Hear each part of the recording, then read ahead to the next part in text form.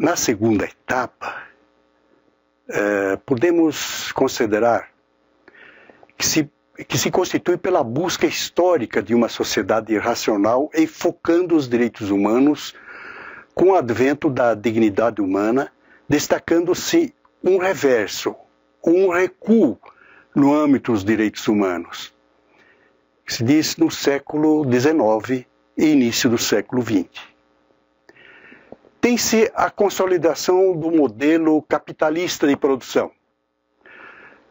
Tem-se a consolidação do modelo industrial, da classe burguesa como a dominante, do advento da técnica como instrumento de produção da vida.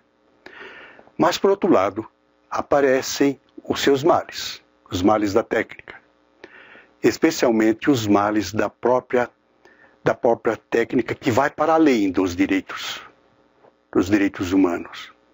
Se até o século XVIII a ideia de uma sociedade racional se constituía de uma busca histórica, a dignidade humana era entendida como em construção.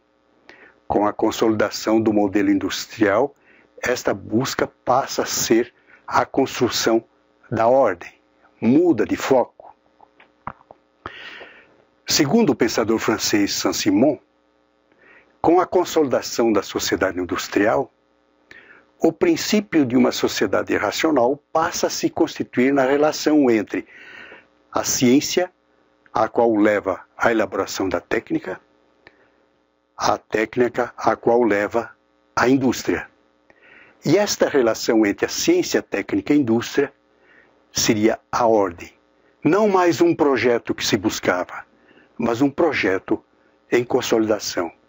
Isso é, resumindo, a sociedade industrial seria por si só sinônimo de racionalidade.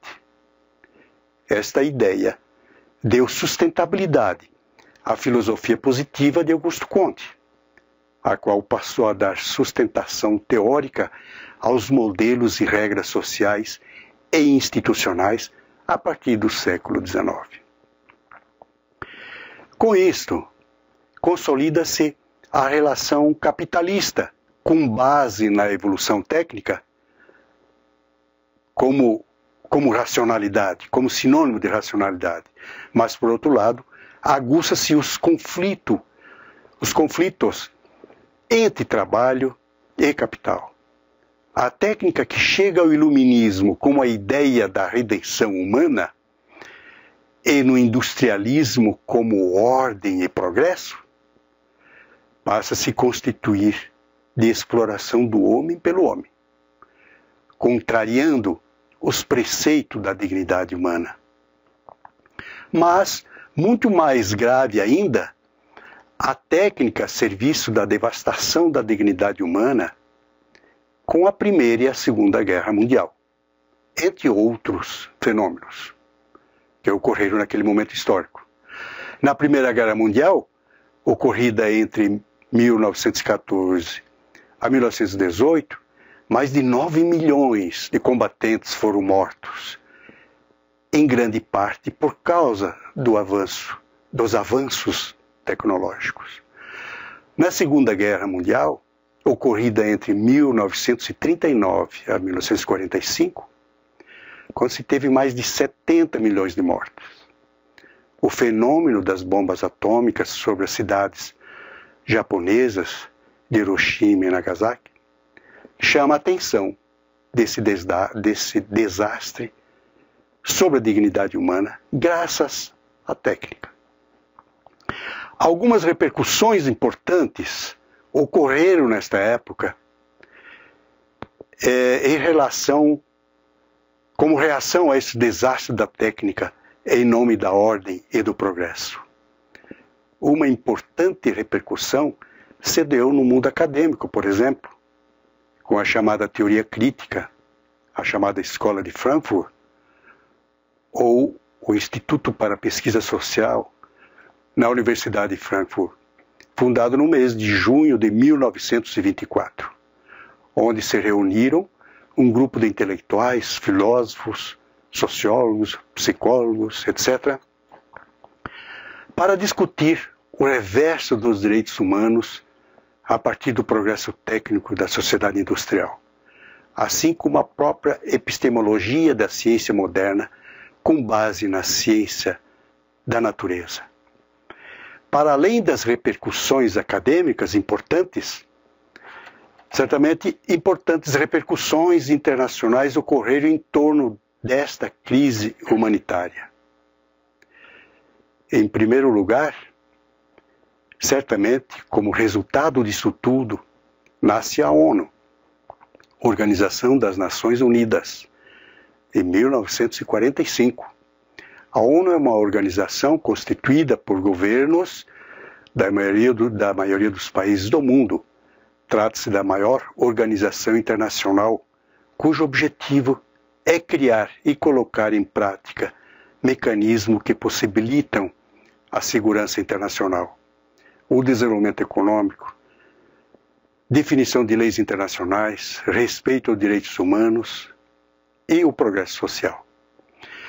Em seguida, vem a Declaração Universal dos Direitos Humanos, de 1948, garantindo que todos os seres humanos nascem livres, iguais em dignidade e direitos.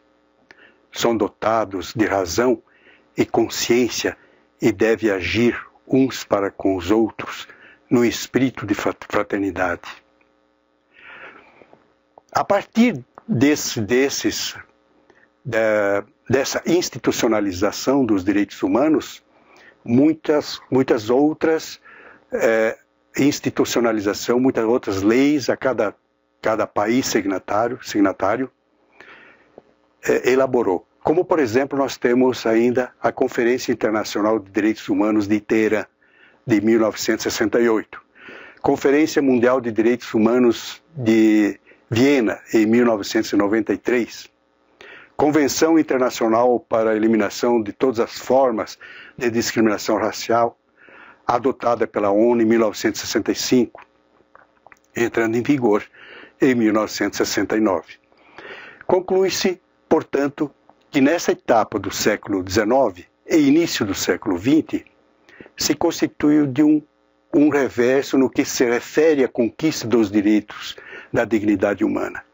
O advento da técnica, que para os iluministas no século XVIII significava a imagem da redenção humana, no século XIX passou a significar a imagem do progresso graças ao modelo industrial. E no decorrer do século ainda, no século XX, se apresentou, na verdade, na desgraça humana em decorrência dos fatores principais como o instrumento de exploração do trabalho humano e como instrumento de guerra. Mas, por outro lado, gerou debates acadêmicos e reações institucionais importantes.